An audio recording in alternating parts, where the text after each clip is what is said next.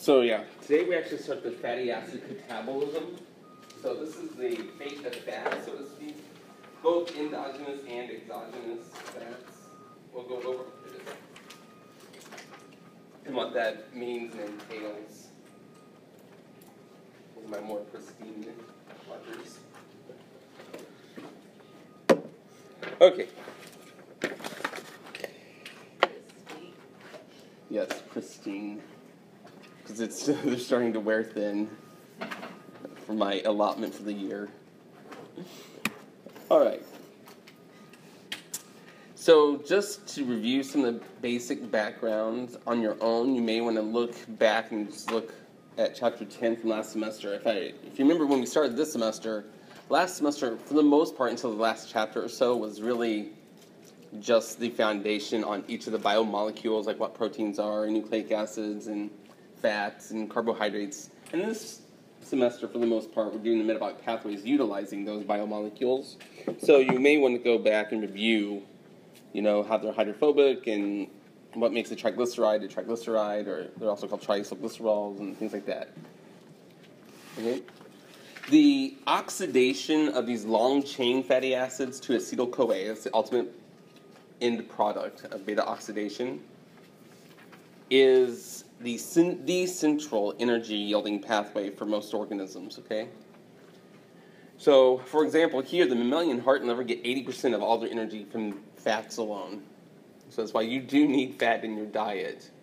Our body can make some, but you do want to there are certain fats and the essential fatty acids that we don't get from our diet, and so therefore, we don't get endogenously, so we must get it from our diet. Okay, and the process, the metabolic pathway for the breakdown for fats is called beta oxidation. Okay, and it's, I've talked in the past about how glycolysis was linear and gluconeogenesis was linear, and obviously the citric acid cycle is cyclical. This one's a spiral, okay, because with each repetitive 4-step process, you lose 2 carbon. So, and then ultimately, where does the acetyl-CoA go? Where does the acetyl-CoA usually go after beta oxidation? The citric acid cycle. Okay, usually that's what it is. Now, I guess if you really needed to, that's for the most part, and to acetylate something else, you could, but for the most part, by far, it's going to go on to the citric acid cycle.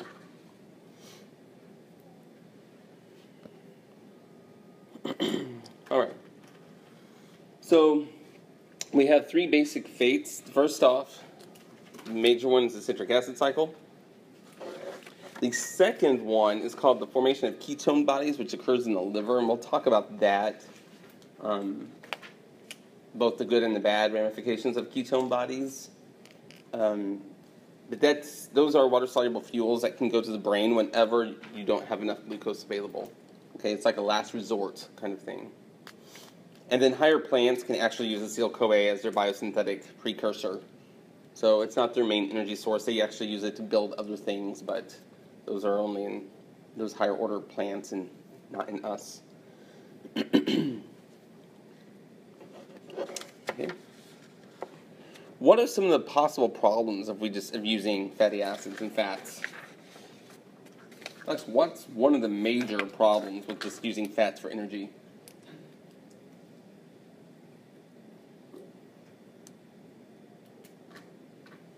Takes more energy to break down fats? In a way, but that's not the major problem. You definitely get much more energy out of it overall. What else is just a problem with the fat in general? Clogging arteries. And why is it that they clog the arteries?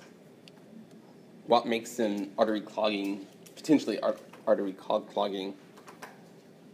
What's that physical property? Saturated. Pardon?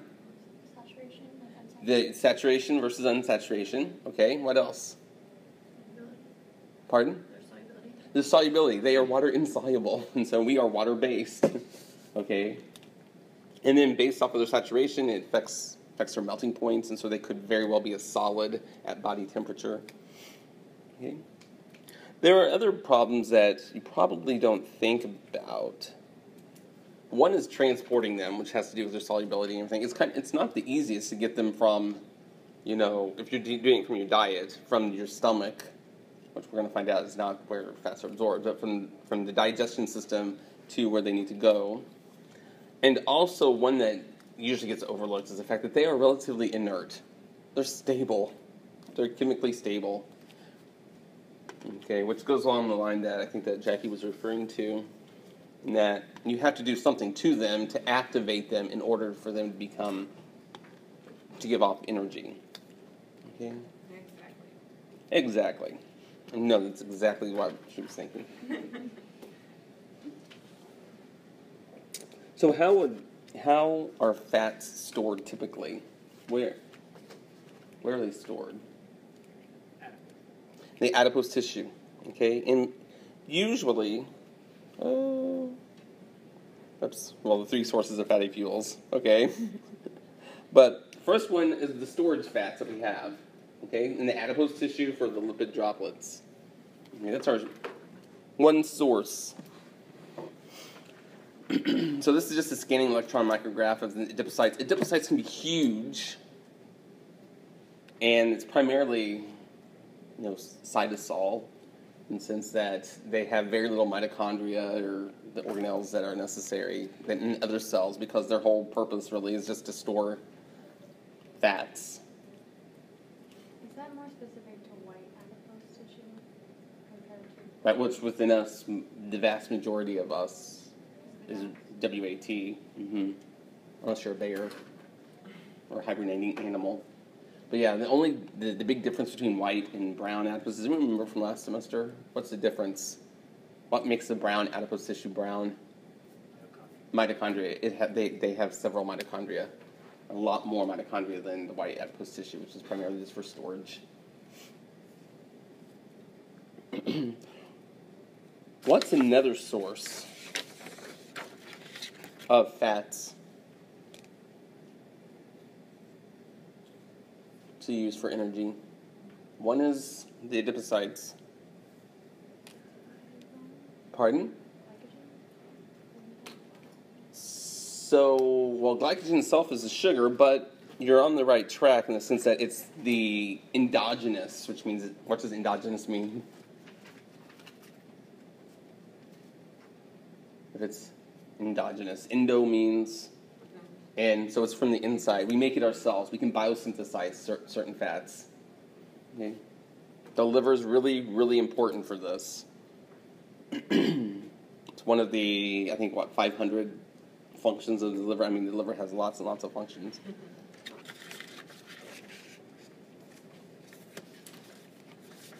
And when things go out of whack, either due to a very unhealthy diet, like what happens to your liver if you eat a high-fat diet constantly? Like, I'm not saying like the high good fats, but just high saturated fats and things like that. What happens to it? You get fatty liver. What's another way you can get fatty liver? From alcohol. Okay, and there are other illnesses and things that can be associated with it. Okay, and I don't know how well this picture comes through, but actually, this is one time where it actually came through pretty good. And so, there's a picture of the healthy liver versus a fatty liver.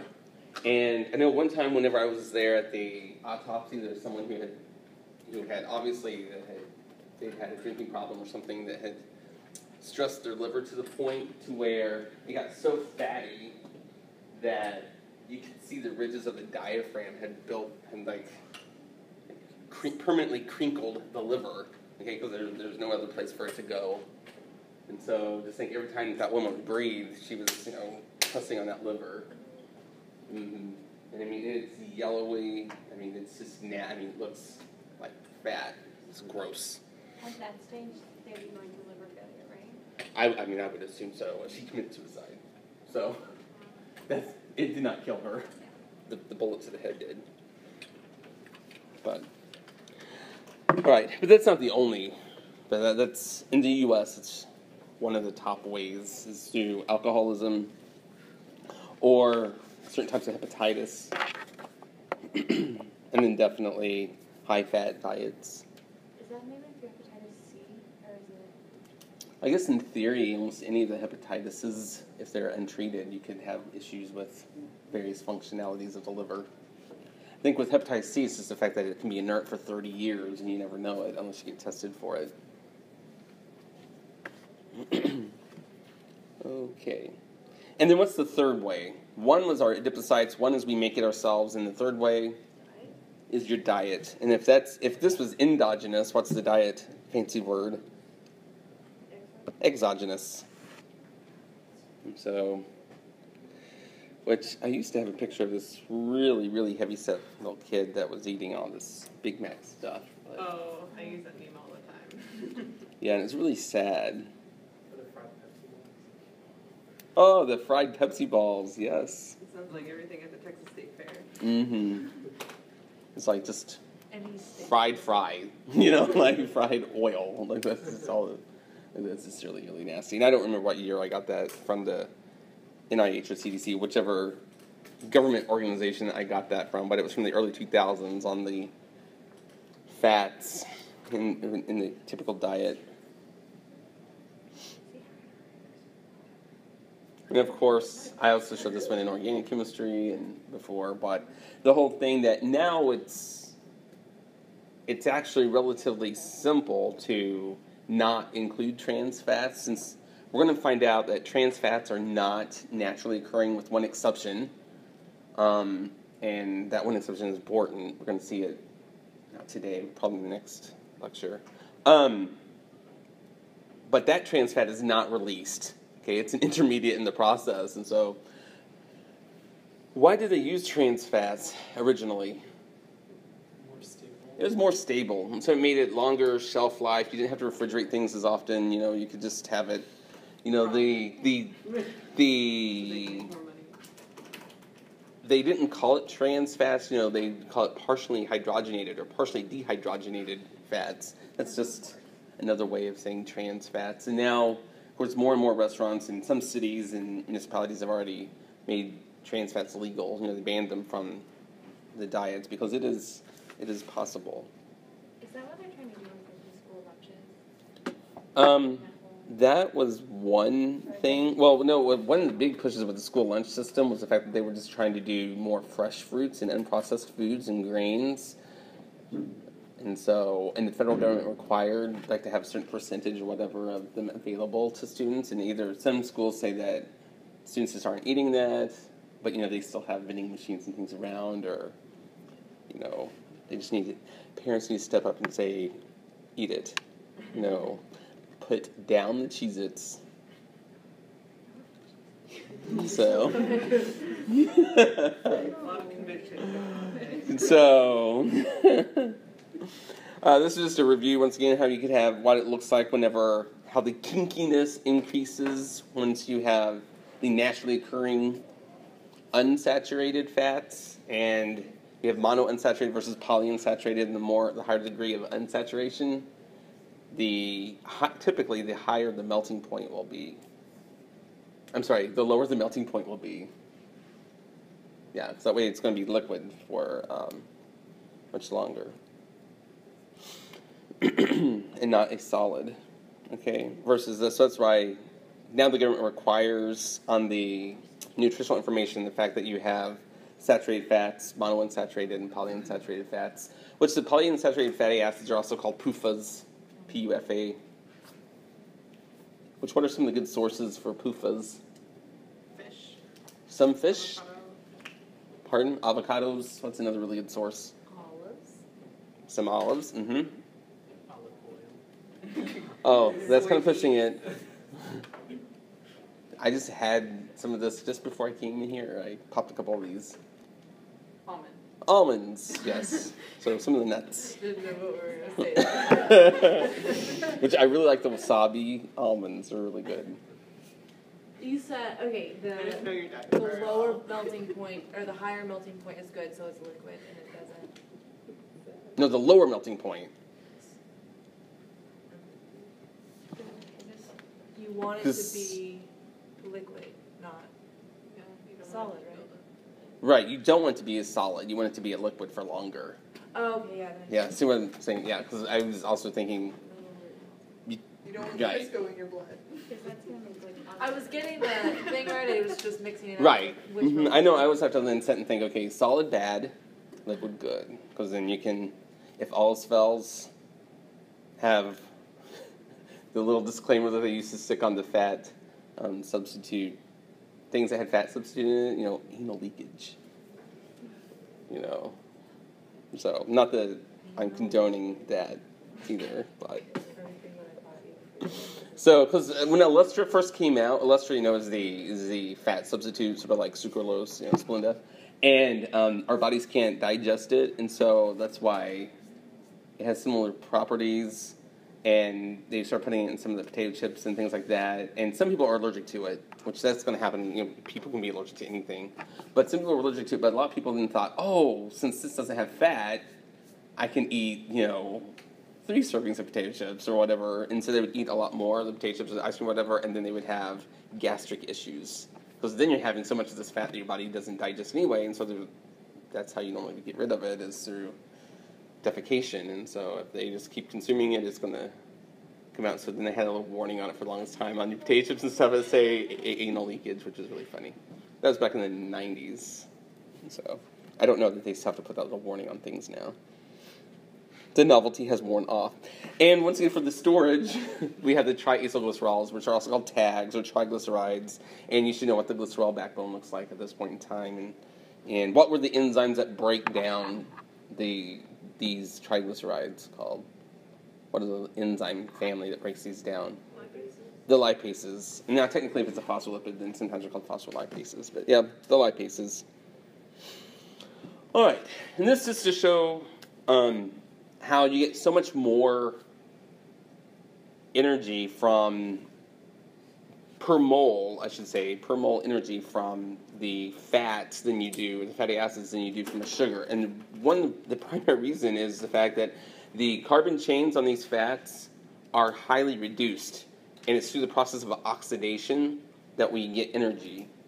And since they are, if you take a saturated fat, it is fully reduced, except for the very, very end, the carboxylic acid end, because all the rest of them is just carbons with hydrogens. And so you have to to fully oxidize it, you're going to make carbon dioxide, which we, exhale. That's fully oxidized carbons, whereas a sugar already has alcohols hanging off of it, so it's already partially oxidized. Another reason, if you remember, what's another reason why we use fats instead of sugars? What's one of the logistical problems with using sugars as your sole energy source? Because of the alcohols. It's water soluble, and it has all those hydrogen bonding partners that you don't just have a sugar, you have a hydrated sugar. And so because of that, you would actually weigh a lot more, whereas this excludes water because it's hydrophobic, and so therefore you're really just getting the mass of the fat and not the mass of the sugar plus the water. Okay. But this just shows, if you use palmitic acid, it's a pretty standard. It's a saturated fat. It has 16 carbons. I didn't make you guys memorize their common names. But 1 mole of it's going to give off almost 40 kilojoules of energy, whereas 1 mole of just glucose, gives off about 16. So it's more than twice the amount of energy. And if you get something like arachidonic acid or arachidic acid, which has 20 carbons, it's even more. Oh, this is really lovely. But one of the problems, now usually I forgot to ask, but in case it's been a while, it's from A&P, is your dietary fats come and are absorbed through your small intestine. It's not your stomach. Okay, stomach can help hydrolyze things because it's really acidic, but it's your small intestine that absorbs the fats, and since they are insoluble, they have to be what's called emulsified. And those who took medicinal chemistry, you may remember we talked about emulsification and emulsifiers in order for certain medicines for you to take, like some of the steroids and things like that. What does emulsification or to emulsify something, what does that mean? Helps it mix. It mixes it with something that's like amphipathic or something that's a little bit more hydrophilic than whatever it is that you're doing. And so because of that, it helps it mix in, blend in a little bit better. And so because of that, then your small intestine can absorb the the fat. I do want you to know this, and we're going to actually go step by step and break it down. This is the cartoon form of it, but I also have a flow chart in just a moment. So, let's see. Yeah. So of course, you ingest your fats. Of course, it goes into your stomach. It can start to hydrolyze there due to just acid hydrolysis of esters, which is what we've done in organic chemistry in the past, in Organic Chem 2. Then your gallbladder plays a role here. What does your gallbladder do? It synthesizes the bile. And what is the whole purpose of bile? That's the emulsification agent. And that's the reason why you can live without your gallbladder. In fact, it's one of the family health issues that occurs in my family on my mom's side. I have so many relatives without gallbladders. It's amazing, including my mother. And so, what's one of the problems if you have your gallbladder removed? You have to go on a low-fat diet. Right, you have to be careful with fats and with dairy foods and things like that, typically, because you become a little bit more intolerant to it. You can have some gastric distress because of it. Okay, but the bile that's released there from the duct helps make those mixed micelles. That's the emulsification process. Then we'll talk about how the roles of the lipases that will help break them down further. Then what happens is they get converted into their alcohols and their, well, we're going to find out their ester forms in order to be transported using some of these chylomicrons and these lipoproteins. Okay, and I got a picture of one of those just coming up in just a moment. And that's how it gets transported, and it's based off of their density. So they go all the way from very low density lipoproteins to very high density lipoproteins.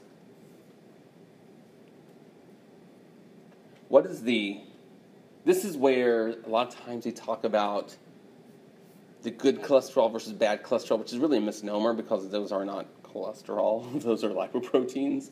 But which on the extremes is VLDL the good or the bad? The very low, is it good or bad? That's the bad. Okay, the very high density is the good because it's higher density because it has a higher protein content. The lower the density, the higher the fat content. Okay, just in general. And what's really important is that you keep that in ratio, just like we have the ATP to ADP ratio and the NADH to NAD plus ratio. So I can speak from personal experience because I usually don't offend myself. One of my problems is, so I suffer from hypertriglyceridemia, and a problem with mine is that my bad cholesterol is actually in a really good range. It's that my good cholesterol, or my HDLs and VHDLs, are too low. Okay, and that's a genetic thing. My dad has something similar, my grandfather has something similar, and so on and so forth. And then once it gets transported to wherever it needs to be, then we have another version of the lipases that will come, cleave it, so it can then be stored, in the adipocyte or be used for, energy as needed. Would you still need like Lipitor or some kind of cholesterol medication? Do I? Yeah, if you had like a higher HDL than a normal. Well, it's not a high. Well, I guess if it got too high, then you would have to worry. They're usually, I think more people tend to have high LDLs, or the bad cholesterols, and good HDLs, and then there's some of us that have good LDLs but really low HDLs, and so our ratio gets off. And for me, I can't take a statin. I took one statin drug, I took it one time, I passed out, because my blood pressure just dropped too low. So I can't, so that's why I can't have meat, and I have to go on the low-fat diet. I'm supposed to restrict my carbohydrates. Because you may be able to figure it out already, that all of these metabolic pathways are interlinked, so you can eat sugar and have it ultimately converted into some type of storage lipid and vice versa. That's why just because you're diabetic, and you go on a low sugar diet, doesn't mean you can eat all the fat you want. Or even eat all the protein that you want, just because of the fact that, it can get out of whack. That's whack. That's another Friends reference. So whack. That's my Mean Girls reference. Oh, yes. It's been too long since I've seen. You need to watch it. Okay. So chylomicrons, this is just, we go into much greater detail in chapter 21 about all of these. Like I said, I don't know why they have such a big gap between the two fat chapters. But chylomicrons are just these aggregates of the tags, the cholesterols. Technically, they'll be cholesterol esters by then.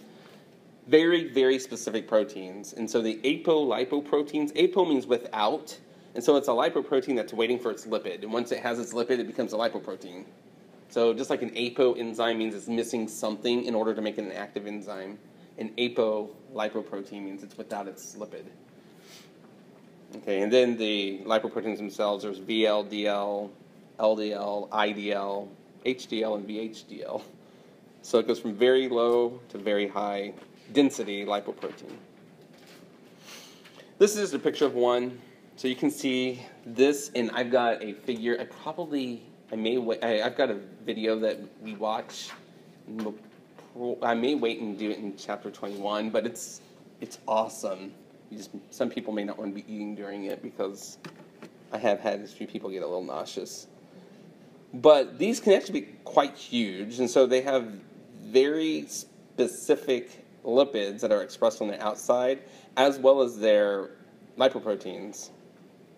Okay, and so that's where they get some of these that say like ApoC3, ApoC2. Those are just the name of the protein. And then on the inside will be the cholesterol esters and the triglycerides, or I should say triglycerols, because these are now not the triglyceride, but the triglycerols that are. Oh, I hit the wrong one. The triglycerides that are going to be used for later on, either for storage, transport for storage, or transport for energy usage as needed. What is this? This is an example of one of the chylomicron, like one of the thing that's, because it depends on, it could be anywhere from a VLDL to an VHDL, depending upon what proteins and how many proteins are in there. Because the more proteins you have, the higher the density, the lower the fat. Okay. All right, so this is where, we are now wanting to mobilize the stored fat. We see the bear. I don't know why. Last year I got stuck on doing everything with a bear. You see a bear and you want to run. Maybe it's because of the news. If you remember last year, we had 2 or 3 bear attacks around like Orlando and things. So you could also use glucagon. Glucagon's not nearly as fun to talk about, but it's going to trigger the same type of cascade. But epinephrine, that's the one, the fight or flight. People know adrenaline. You see your bear, you need to run, so you're going to have to mobilize lots of energy. To mobilize lots of energy, you're going to have to start this cascade. Glucagon, when does glucagon kick in? Like, why would it mobilize stored fats? Because there's not enough glucose. Right, that's when your blood sugar starts to get low, okay? You're fasting, you're in between meals. But like I said, that's not nearly as my old professor would say, sexy to talk about as... I don't think that he really understood what that term meant. He was from Austria. As you see your bear and you're wanting to run from the bear. Which, a little disclaimer, when you're running from a bear, you want to run downhill, not uphill. Bears can run better uphill than downhill. So that you know. Because they fall. Is there any health info? Speed bumps. Okay. All right. So you've got either the epinephrine or the glucagon. I'm going to go with epinephrine. And it's going to trigger, if you remember from last semester, it triggers that G protein coupled receptor. It's GPCR, the adrenaline receptor. And it's going to activate adenylyl cyclase. And what does adenylyl cyclase do? What does it produce? CAMP or CAMP. So there we go.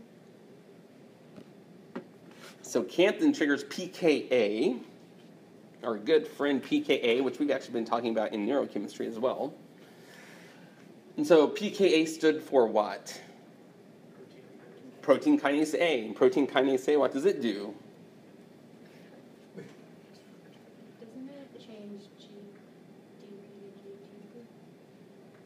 Well, not necessarily. What does protein kinase? The A just stood for that it gets turned on by CAMP, by the cyclic AMP. But what does the K stand for, or the kinase do? It phosphorylates, and it phosphorylates lots and lots and lots of proteins. Okay, so that's why CAMP is the second messenger that goes on and activates PKA, and PKA has lots of effectors, or lots of things that it affects. Okay, which some of those in neurochemistry we're talking about can be both good and bad. But with respect to fats, what it does is it phosphorylates a specific protein called perilipin or perilipin A. It's a protein that's on the surface of the lipid droplet that's storing the fat. And once it gets phosphorylated, perilipin A is active. Okay, so that's our new player. And it's what brings in what they call the hormone sensitive, because it was originally the hormone epinephrine or glucagon. The hormone sensitive lipases, it brings it up to the surface. Okay, and so what do these lipases do? What do they do? They break down the lipids, and so this is where we're going to start to mobilize the actual lipid to get the energy for us to run from the bear. Once again, to run downhill from the bear. I don't want to get sued for somebody getting injured for running uphill from the bear and say, I learned that in biochemistry too. Is the GDP to GTP, that's right after, that's before the adenal cycle? Right, that was part of that was part of this, that was the G part of the GPCR. Mm-hmm. That is true. And that's gated protein, GPP? No, GPCR was the G protein coupled receptor. Okay. Oops, come on now. There we go. So the lipases then hydrolyze or break down the triglycerides to their free fatty acids and glycerol. So now we have two different types of products. One of them are the free fatty acids. One of them is glycerol. And what kind of compound is glycerol? Because it's not a fatty acid. I don't remember which one I do first. I do glycerol. No, I think I do fatty acids first. What functional groups are on glycerol? Alcohols. Okay, so it's hydrophilic. Okay, so now we're going to go to two different pathways here. And so we completely utilize all of the triglyceride for energy under this scenario. We want to get as big a bang for a buck as possible to get away from the bear. All right, so the first thing up is the free fatty acids, the FFAs, I'm going to say from now on. They go into the blood, and it binds to a protein called serum. Serum just means from the blood. Albumin, which is one of the proteins that's in the highest concentration in our body. Which, do you remember? I think we talked about albumin last semester. What does albumin do? It's the transport. It's like the taxi service. It also transports a lot of drugs, medicines, small molecules. It's like a sponge almost. It just sucks it up and takes it from place to place. It's the mass transit of the serum. Okay, and that way it can carry it all over to wherever the energy is needed.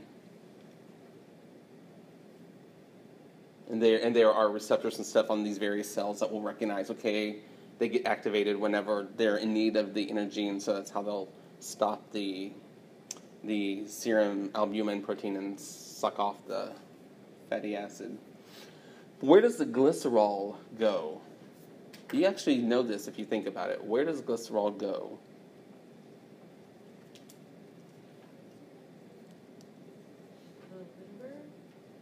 I mean, what pathway? Think about what it looks like. Because remember, it's got, what does glycerol look like? 3 carbons. 3 alcohols, and of course, 2 hydrogens, 1 hydrogen, 2 hydrogens. What does this look an awful lot like? That even the root, like the root for this is in, we've seen before. Like, which is what pathway? Glycolysis. This is going to go on to glycolysis. Okay, so that way we get as much energy as possible form. We break everything down, okay? And so we're going to go into glycolysis with glycerol. We only have a couple minutes. And so I think that I will go ahead and end off here because there's only a couple more enzymes that will literally take it from this and put it directly into glycolysis. And those enzymes are actually pretty simple enzymes to know their name. So I'll go ahead and end the class with prayer.